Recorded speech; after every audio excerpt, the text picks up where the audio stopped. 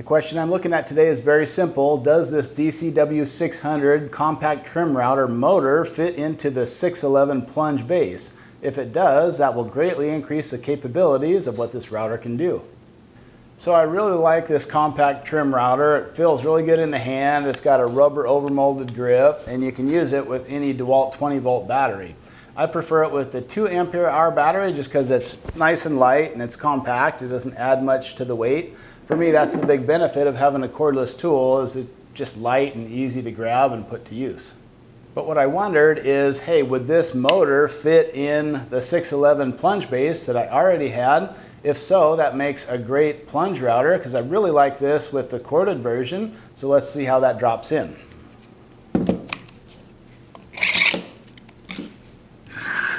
You won't use the trim ring, so just spin that up to the top, align your tabs, and it drops in just the same. So it's absolutely designed to fit just the same in this Plunge router, and that really increases the capabilities of this little cordless router. But I thought, well, what about weight? Now, are you sacrificing weight when you switch to this cordless system?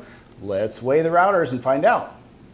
So starting with the 611 corded version, that one weighs in at 4 pounds, 10.8 ounces, versus the cordless version, this one weighs in at 4 pounds, 3.3 ounces. So as you switch to the cordless version, at least if you're using the 2 ampere-hour battery, it actually gets lighter. Boy, that surprised me. So I really like that you don't lose any of the features that you really liked with the 611 router.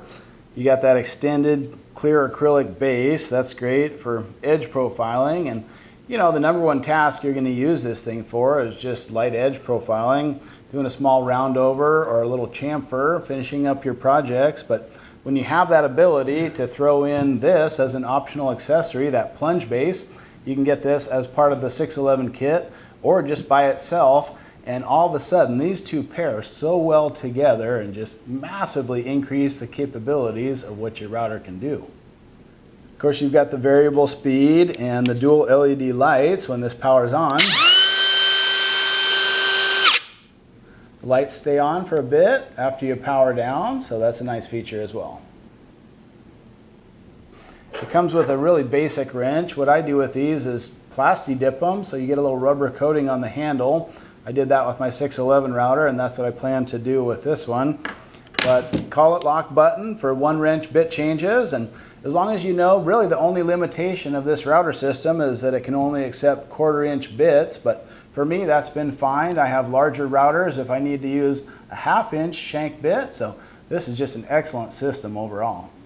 And just one other quick point about why you might want to pair these two tools together.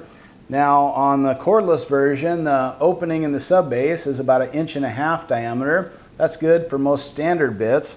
But if you were to add this Plunge base, another advantage that gives you is the sub base on that has an opening that fits the standard 1 5/16 inch guide bushing, so you can do any routing operation that requires a bushing. So I would highly recommend the 611 Plunge base as an accessory to your cordless compact router. They just pair so perfectly together.